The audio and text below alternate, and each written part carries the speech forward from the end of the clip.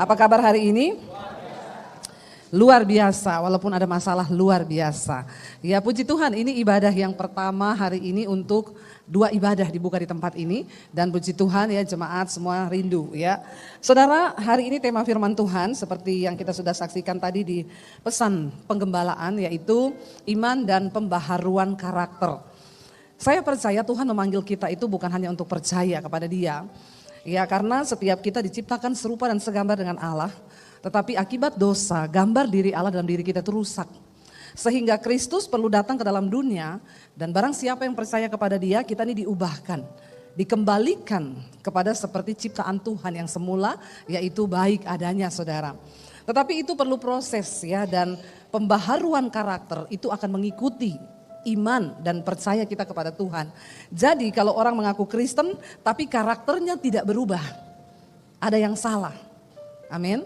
Ya, makanya saya sering dengar orang bilang, itu Bu Kristen loh, Kristen pelayanan di gereja loh Bu, tapi Bu kelakuannya. Nah itu, kenapa ada omongan seperti itu? Karena ada orang yang mengaku percaya kepada Yesus tapi tidak mengalami pembaharuan karakter. Ya itu Kristen Bu, pelayan Tuhan, tapi utang tidak bayar. Nah ini bahaya saudara ya. Makanya paling horor itu kalau ada yang lama gak ketemu tiba-tiba, halo masih ingat saya, itu horor sekali ya. Itu pasti lanjutannya, boleh pinjem enggak? Nah itu horor itu saudara ya, hindarilah pencobaan-pencobaan yang dicari-cari ya. Tetapi Alkitab berkata kita semua harus diperbaharui di dalam karakter, dan ayat firman Tuhan hari ini terambil dari Efesus pasal 4 ayat yang ke-17. Judul perikopnya di sana adalah manusia baru. Ya, siapa yang merasa di sini sudah menjadi manusia baru? Ya, yang percaya saja.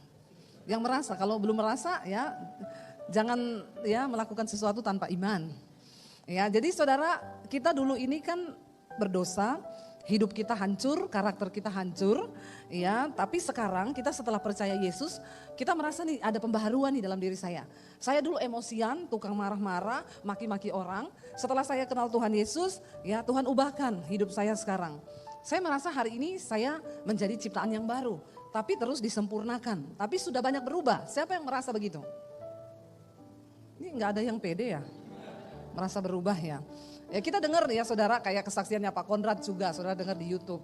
Ya bagaimana kehidupan Pak Konrad Supit yang lama ya, bagaimana hancurnya hidupnya. Tapi ketika beliau mengenal Tuhan Yesus, dia diubahkan. Jadi kalau ada yang baru mau belajar nakal hari-hari ini, ya jangan belajar nakal. Pak Konrad bilang kasihan deh lu. Ya sebab nakalnya beliau ini dulu wah luar biasa. Tapi ketika Tuhan ubahkan, sekarang Pak Konrad menjadi manusia baru. Semua orang yang mengalami perjumpaan dengan Tuhan Yesus, Rasul Paulus berkata, aku ini dulu seorang penghujat, seorang ganas, seorang pembunuh. Tetapi ketika aku berjumpa dengan Yesus, apa yang dulu merupakan keuntungan bagiku, sekarang kuanggap rugi. Karena pengenalan akan Kristus Yesus Tuhan lebih berguna. Makanya Rasul Paulus bisa berkata, aku hidup tapi bukan aku lagi yang hidup. Hidup yang aku hidupi sekarang itu adalah hidup karena Kristus. Amin. Nah kita akan lihat saudara, mari baca bersama Efesus 4 ayat 17. Kita baca sama-sama dengan suara yang nyaring. Efesus 4 ayat 17. Ya, sebab itu kukatakan dan kutegaskan ini kepadamu di dalam Tuhan.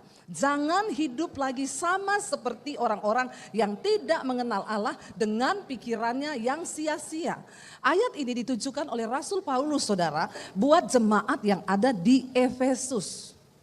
Jadi menurut saudara ini sudah termasuk orang percaya Yesus atau belum? Sudah. Tetapi kenapa dia berkata kukatakan dan kutegaskan. Orang kalau ngomong kutegaskan itu kayaknya modelnya begini, saya tegaskan ya kamu. Begitu ya saudara ya, kalau ngomong ku tegaskan ya. Mana ada orang bilang, ya pokoknya saya tegaskan ya. Itu sih enggak tegas ya, itu tulang lunak. Kalau tegas itu saya tegaskan, ini ada perintah garis bawah loh. Ya, saya tegaskan sekali lagi saya tegaskan. Ya, jangan kamu hidup lagi sama seperti orang-orang yang tidak mengenal Allah. Jadi ternyata masih banyak orang di jemaat Efesus itu mengaku Kristen, percaya Tuhan Yesus, tetapi hidup mereka sama seperti orang yang tidak mengenal Tuhan. Masih banyak gak saudara kita lihat di sekeliling kita? Banyak ya. Dan dikatakan di sana kenapa saudara? Mereka itu tidak mengenal Allah, pikirannya itu sia-sia. Ya, apa yang kita pikirkan setiap hari? Itu menentukan hidup kita. Apa yang saudara pikirkan setiap hari saudara? Siapa yang tiap hari mikirin uang? Ya, bisa angkat tangan yang tiap hari pikirin uang, tolong jujur saja. Yang tiap hari pikir uang, angkat tangan. Ya, bagaimana dapat untung, bagaimana ini ya, pokoknya saya tuh harus cari uang sebanyak-banyaknya. Nggak apa-apa, angkat tangan aja. Yang tiap hari mikirin uang, nggak ada yang ngaku. Ya sudah ya, cuma ada satu orang.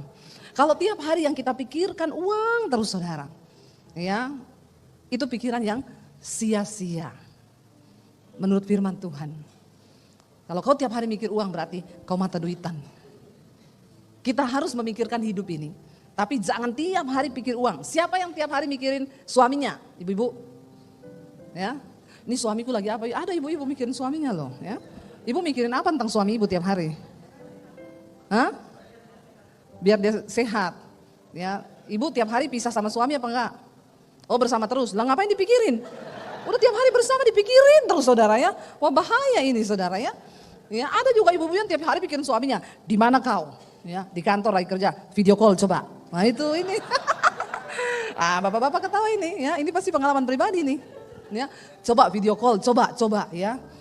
Teman saya ada gitu saudara, lagi tidur sama saya di kamar.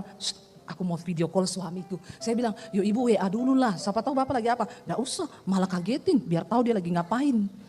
Di video call, bunyi, lah suami mungkin serba salah ya. Mau diangkat salah, nggak diangkat salah, diangkat dihadapin ke loteng. Ya halo, kamu di mana Pak? Tunggu, lagi ada meeting sama temen. Lihatnya cecak di atas. Ya, suami itu enggak usah dipikirin, didoakan saja, amin ibu-ibu. Tuhan, saya serahkan suamiku dalam tanganmu. Kalau dia macam-macam, hajar dia Tuhan.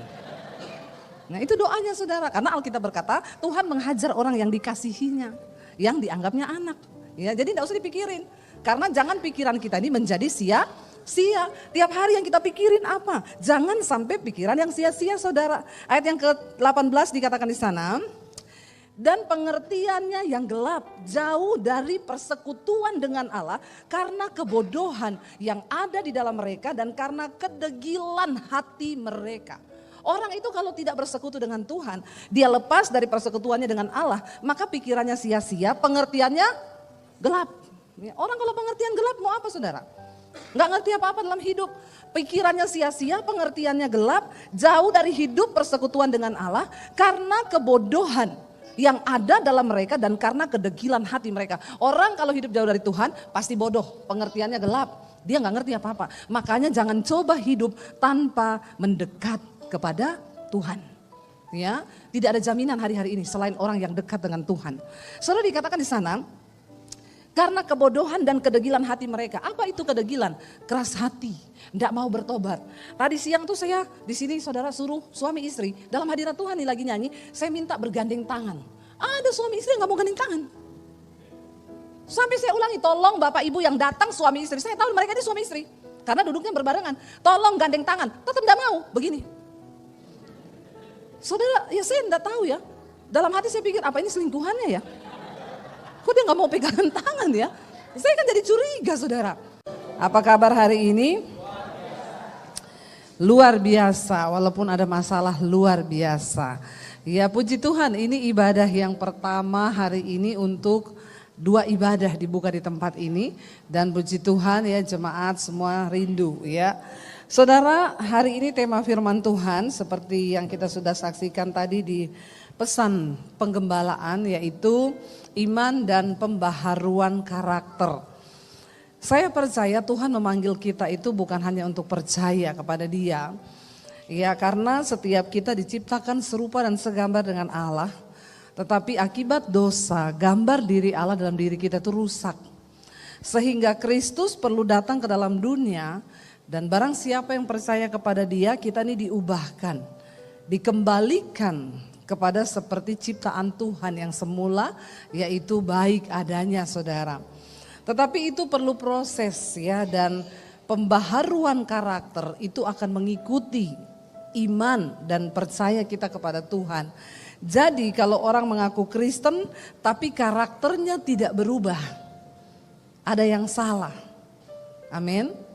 Ya, makanya sering kita dengar, saya sering dengar orang bilang, itu Bu Kristen loh, Kristen. Pelayanan di gereja loh Bu, tapi Bu kelakuannya, nah itu Kenapa ada omongan seperti itu? Karena ada orang yang mengaku percaya kepada Yesus tapi tidak mengalami pembaharuan karakter. Ya, itu Kristen, Bu, pelayan Tuhan, tapi utang enggak bayar. Nah, ini bahaya saudara ya. Makanya paling horor itu kalau ada yang lama nggak ketemu tiba-tiba, halo masih ingat saya, aduh itu horor sekali ya. Itu pasti lanjutannya, boleh pinjem enggak? Nah itu horor itu saudara ya, hindarilah pencobaan-pencobaan yang dicari-cari ya. Tetapi Alkitab berkata kita semua harus diperbaharui di dalam karakter, dan ayat firman Tuhan hari ini terambil dari Efesus pasal 4 ayat yang ke-17. Judul perikopnya di sana adalah manusia baru.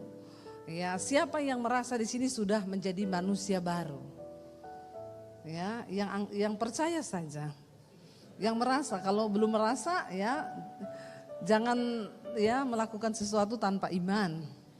Ya, jadi saudara, kita dulu ini kan berdosa, hidup kita hancur, karakter kita hancur, ya. Tapi sekarang kita setelah percaya Yesus, kita merasa nih ada pembaharuan nih dalam diri saya. Saya dulu emosian, tukang marah-marah, maki-maki orang. Setelah saya kenal Tuhan Yesus, ya Tuhan ubahkan hidup saya sekarang. Saya merasa hari ini saya menjadi ciptaan yang baru. Tapi terus disempurnakan, tapi sudah banyak berubah. Siapa yang merasa begitu? Ini nggak ada yang pede ya, merasa berubah ya.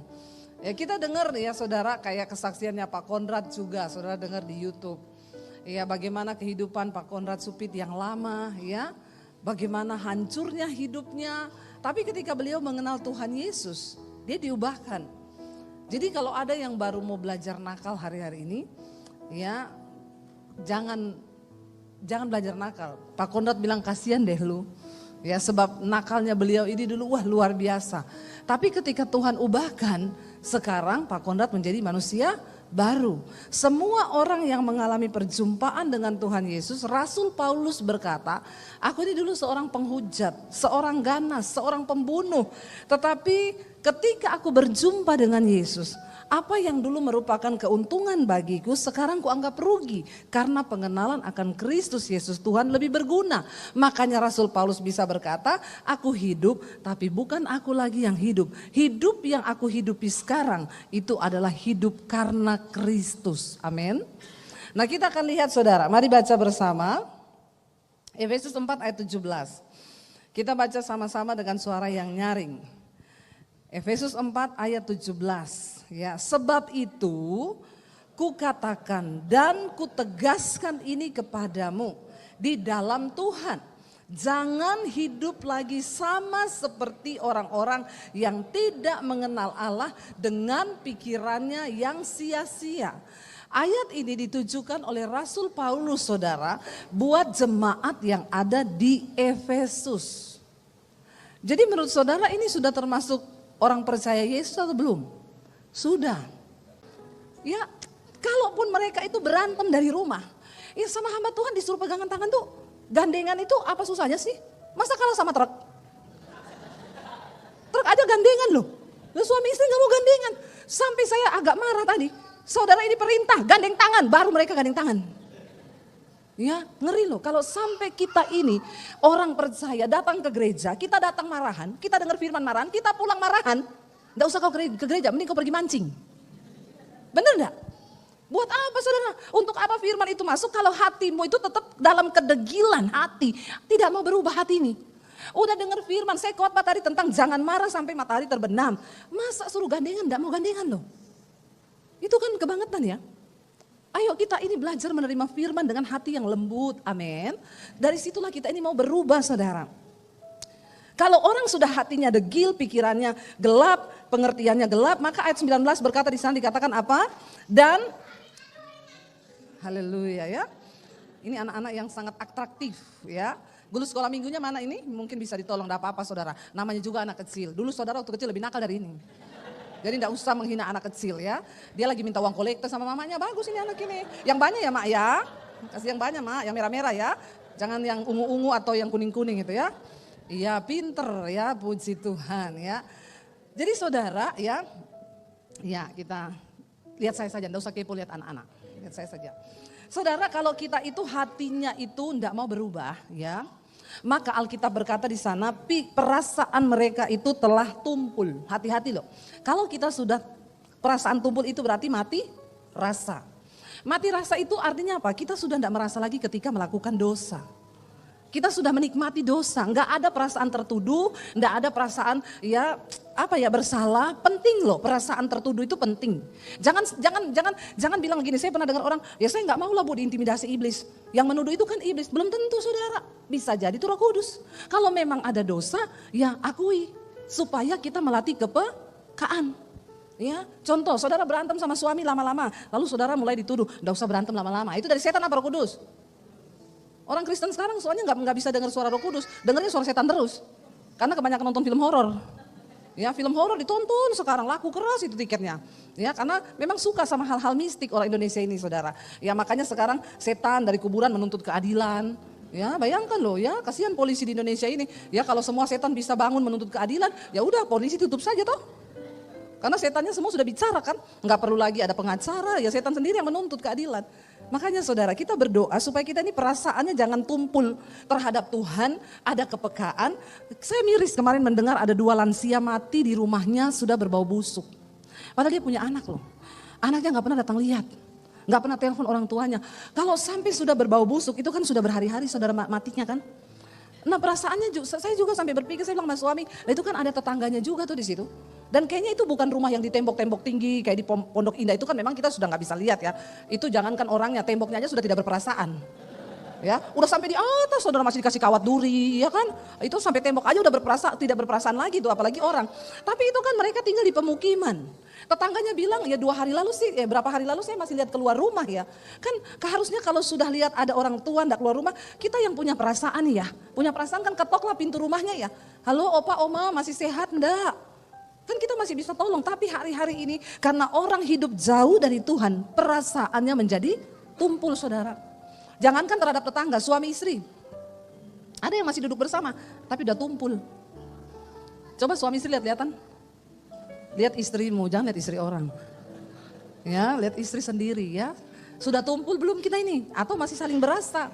Ya, sekarang itu kan ada saudara ya, saya tuh ada orang yang bilang gini, saya tuh sering dengar Bu Debbie tuh ngomong ada suami istri berantem terus tiap hari. Saya sama suami saya sudah gak pernah berantem Bu. Luar biasa ya hidupnya dipulihkan. Enggak, karena kami juga gak pernah omongan. Ya iya saudara, orang bagaimana berantem, omongan aja gak pernah. Ada loh saudara suami istri yang sudah tidak punya rasa. Mereka hidup satu rumah tapi gak pernah omongan. Makanya gak berantem. Ngeri tapi ini perasaannya sudah tumpul. Bukan hanya itu saudara, Alkitab berkata kalau orang hidup jauh dari Tuhan, mereka menyerahkan diri kepada hawa nafsu dan mengerjakan dengan serakah segala macam kecemaran. Ngeri ini kalau orang sudah tumpul perasaannya, dia gak merasa dosa, dia serahkan dirinya. Ayat 20 baca bersama. Tetapi kamu bukan demikian. Kamu telah belajar apa? Mengenal Kristus. Kita bukan demikian karena kita sudah belajar mengenal Kristus. Bahkan dikatakan di sana karena kamu apa? Telah mendengar ya tentang Dia dan telah menerima pengajaran di dalam Dia menurut kebenaran yang nyata di dalam Yesus. Tidak ada kebenaran yang lain selain di dalam Kristus. Pengajaran Kristus itu yang terbenar. Dan apa pengajarannya yang benar itu? Kita baca bersama ayat yang berikutnya, yaitu bahwa apa? Kamu berhubung dengan kehidupan kamu yang dahulu harus apa? Menanggalkan manusia lama yang menemui kebinasaannya oleh nafsunya yang menyesatkan. Kalau kita nggak dibaharui dalam Tuhan, ngeri saudara. Banyak orang Kristen yang masih hidup menurut hawa nafsunya yang menyesatkan. Jadi orang itu mau tersesat, enggak usah tunggu-tunggu yang dari luar. Hati-hati pengajaran itu menyesatkan. Enggak, hawa nafsumu bisa bikin kamu tersesat. Di dalam dirimu ini loh. Waktu kita enggak sungguh-sungguh taat pada firman Tuhan, kita bisa tersesat karena hawa nafsu diri. Yang dikatakan di sana menemui kebinasaan oleh hawa nafsunya yang menyesatkan. Tidak semua orang Kristen selamat. Hanya mereka yang hidupnya sudah dibaharui, menerima Yesus dan mengalami pembaharuan karakter. Makanya Yesus berkata kepada Nikodemus, kamu gak mungkin bisa melihat kerajaan Allah kalau kamu tidak dilahirkan kembali. Apa artinya dilahirkan kembali? Mengalami perubahan hidup. Ya. Lalu ayat berikutnya di sana dikatakan saudara, Kita baca bersama, apa yang dapat menyebabkan kita ini diperbaharui oleh Tuhan? Dikatakan di sana, kita lihat ayat yang ke-23. Supaya kamu itu dibaharui di dalam roh dan pikiranmu, 24, dan mengenakan manusia baru yang telah diciptakan menurut kehendak Allah di dalam kebenaran dan kekudusan yang sesungguhnya. Bagaimana caranya supaya kita bisa mendapatkan kembali gambar diri Allah diciptakan baru itu? Yang pertama yang harus kita lakukan, ayat yang berikutnya dikatakan, baca sama-sama 1, 2, 3.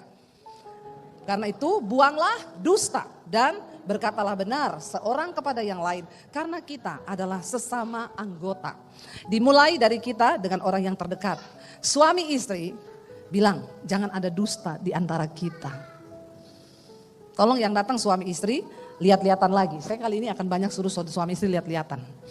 Kalau hubunganmu sehat, kau tidak keberatan lihat istrimu. Saya bisa lihat dari sini nih yang hubungannya tidak sehat.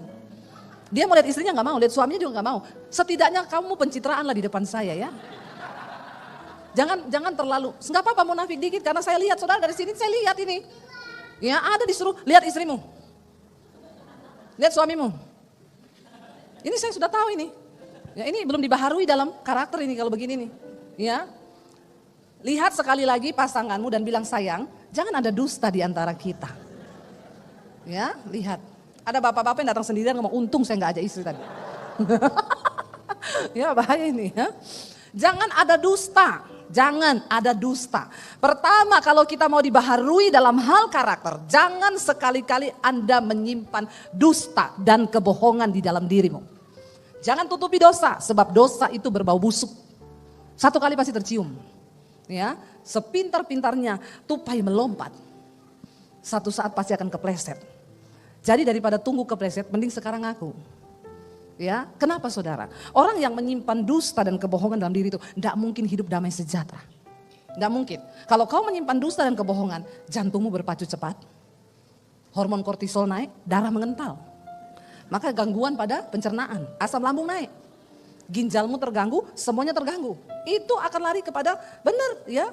Makanya ya benar Alkitab bilang hati yang gembira itu obat yang manjur. Kenapa orang bisa gembira? Kalau dia hidup dalam kekudusan. Biar kau kaya, kalau kau simpan dusta dan kebohongan, tidak akan bahagia hidupmu. Tidak akan. Jadi sekarang yang ada dosa, yang ada kebohongan, ya tinggalkanlah itu. Ngakulah itu. Ada seorang ibu datang sama saya, Bu Debbie, saya dengar khotbah ibu dosa yang tersembunyi. Saya ini Bu, aduh memang betul ibu saya sekarang sakit-sakitan, asam lambung, susah tidur. Karena ada dosa yang saya tutupi Bu, sudah lama dosa ini. Enggak apa-apa ya Bu, saya cerita sama ibu saja. Karena saya bingung mau cerita ke siapa. Yaudah enggak apa-apa, cerita. Saya ini menikah dengan suami saya 6 tahun ya. Dan akhirnya ini nama saya samarkan ya.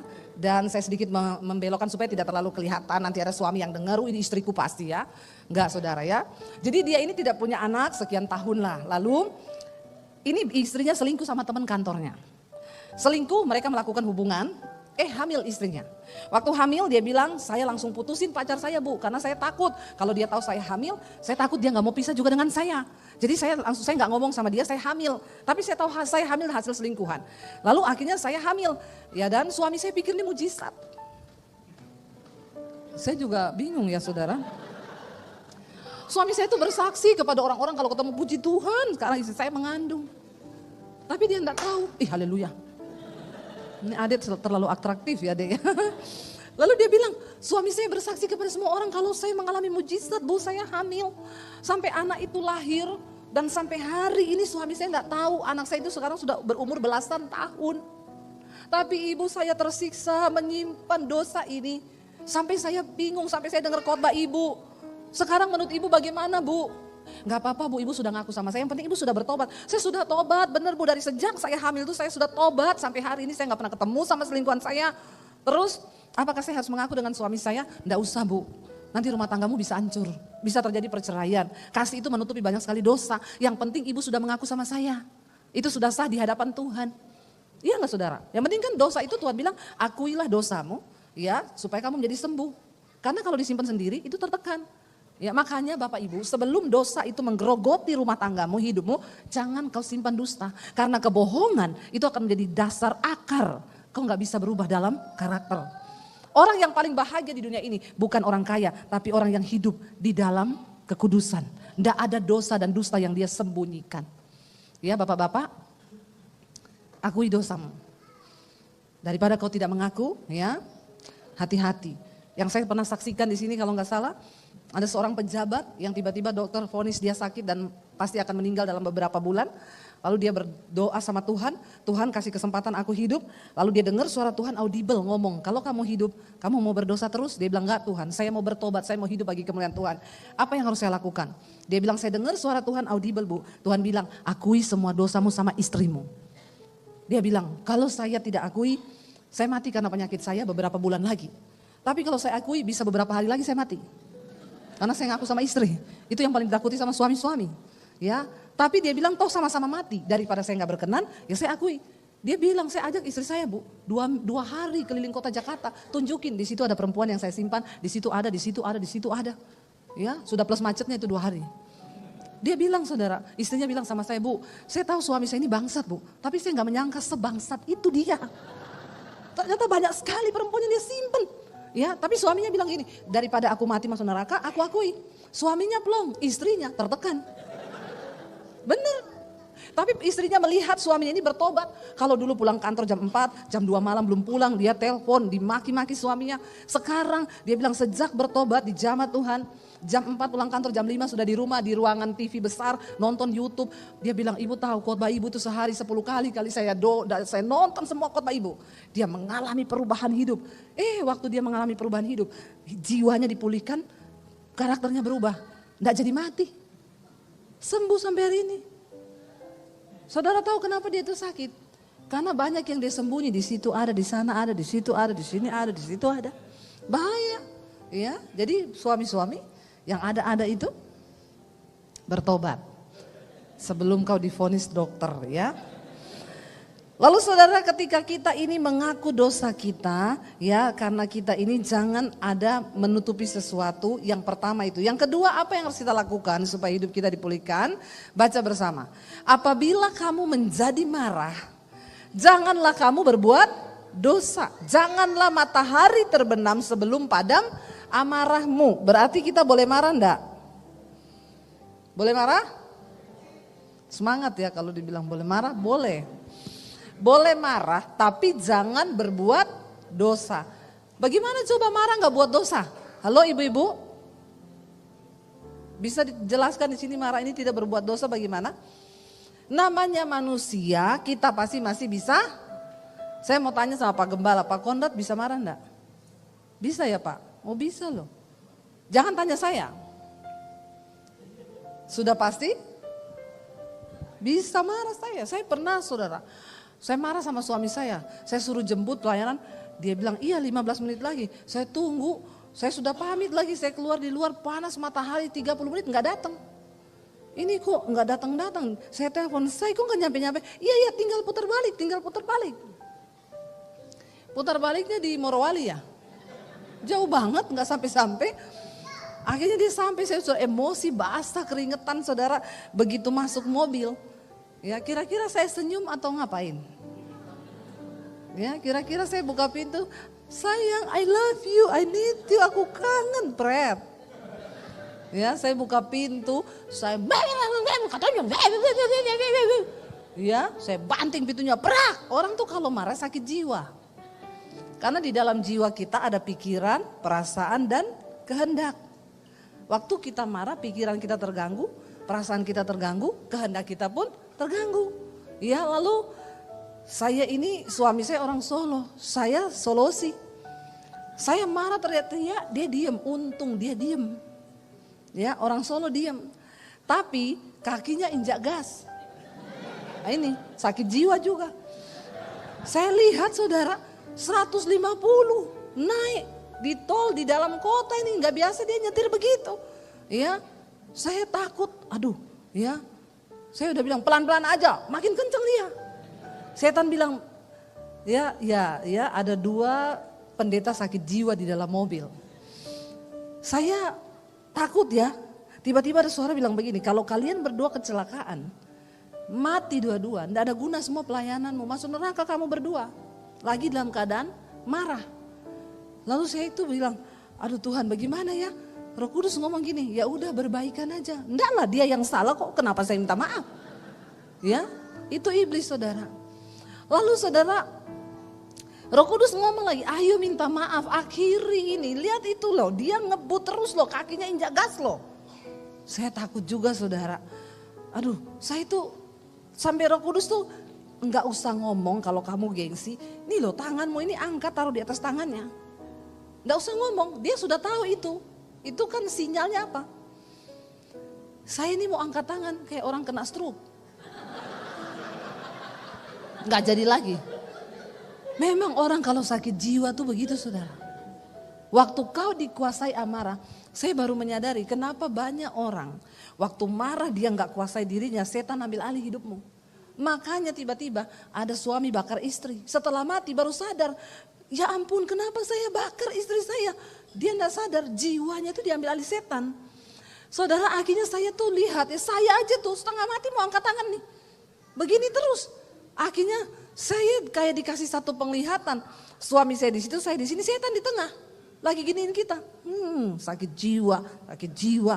Saya langsung gini, oh setan ini numpang di mobil saya, ndak lama-lama kau setan ya, kau turun sekarang dari mobil saya ya, saya mau berdamai dengan suami saya, ada truk di belakang, turun kau pindah di truk belakang. Saya angkat tangan saya saudara, saya pegang tangan suami saya. Waktu saya pegang tangan suami saya, dia langsung melirik ke saya gini, dari tadi kek. Ya, dalam hati saya dari tadi, kenapa bukan kau? Yang mulai duluan ya. Orang Solo itu diam, tenang tapi atos.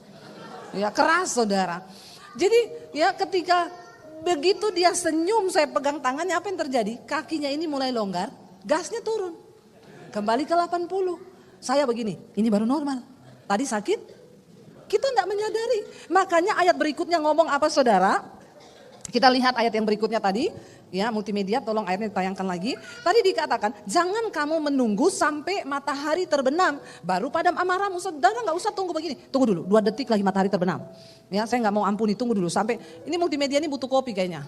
Ayatnya tolong ditayangkan lagi. Dikatakan di sana saudara, ya apabila kamu marah menjadi marah, jangan kamu berbuat dosa. Jangan matahari terbenam sebelum padam amarahmu. Lalu ayat berikutnya dikatakan apa? Dan janganlah memberi kesempatan kepada iblis. Waktu kau marah lama-lama, kau sedang memberi iblis kesempatan. Silakan iblis numpang di mobil saya. Iblis itu kerjaannya jalan-jalan keliling, mencari mangsa.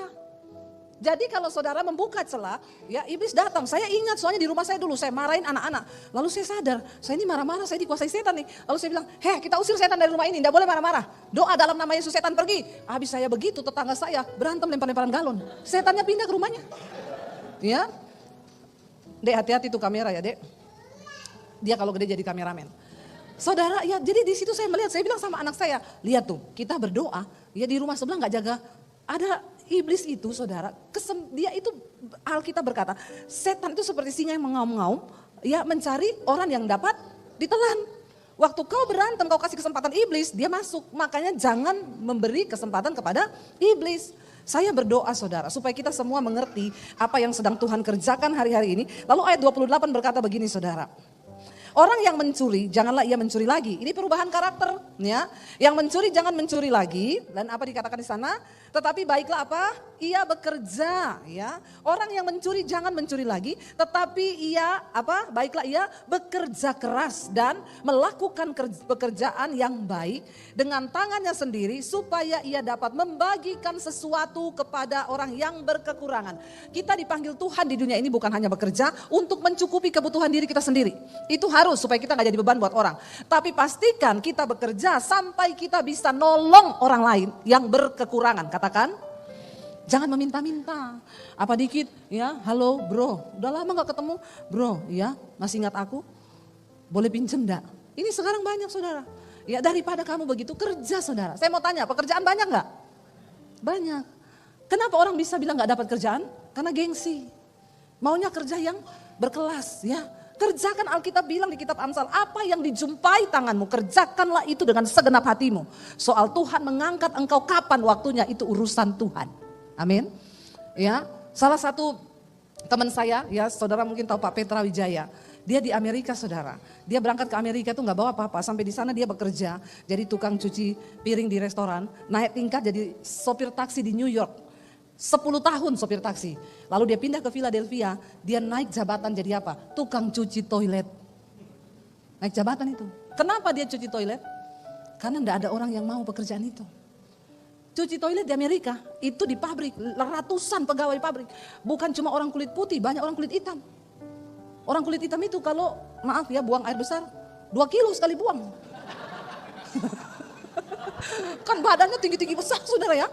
Itu kita kalau masuk toilet di Amerika, aduh joroknya minta ampun, kadang itu waduh sudah berhamburan di situ.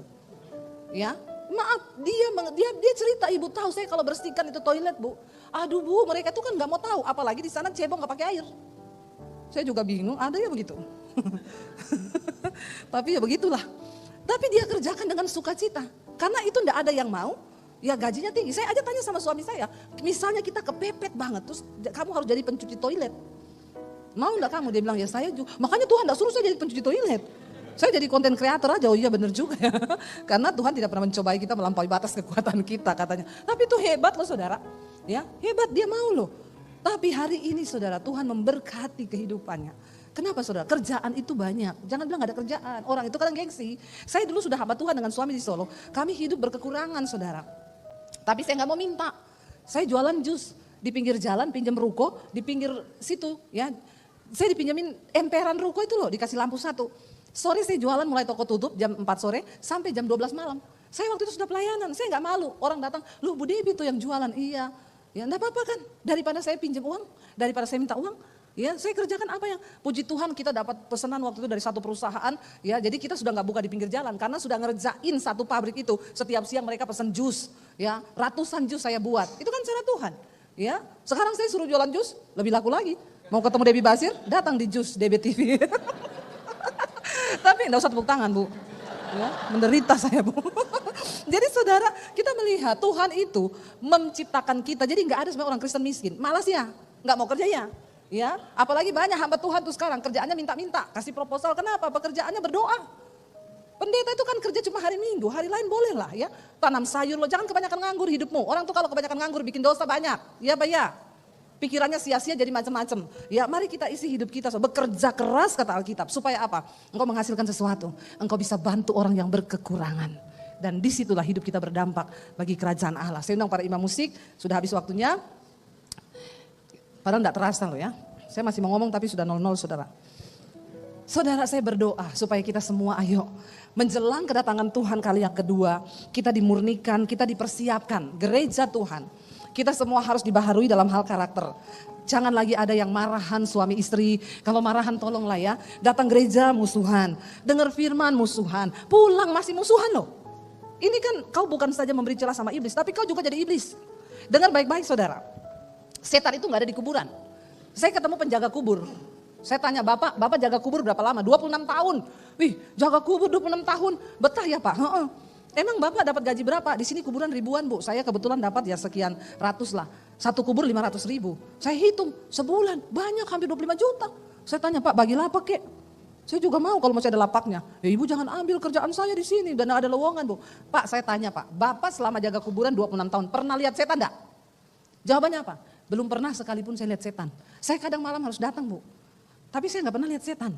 Saya bilang benar pak yang kau omong. Karena setan itu gak ada di tempat orang mati. Setan ada di tempat orang hidup. Di gereja ada setan enggak? Ada? Ada banyak pak. Jangan bilang begini, banyak setan. Karena di sini ada orang hidup. Tapi Alkitab bilang jangan beri kesempatan pada setan. Nah kalau kau datang ke gereja marahan, di hatimu ada setan. Kau dengar firman masih marahan, masih ada setan. Kau pulang marahan terus, kaulah setannya. Maka bertobatlah kau, amin. Jangan jadi setan saudara, apalagi jadi temannya setan, jangan. Ya kalau istrimu tiap hari marah-marah di rumah, bilang jangan kesetanan kau. Orang kalau marah-marah terus itu kesetanan saudara. Makanya kita berdoa supaya karakter kita diubahkan, amin. Waktu Tuhan datang kita layak masuk dalam kerajaan Allah. Bangkit berdiri bersama. Kita mau bilang Bapa sentuh hati kami, ubah hidup kami Tuhan. Menjadi yang baru di dalam Engkau. Katakan bersama saudara dengan iman sebagai kerinduan di hadapan Tuhan.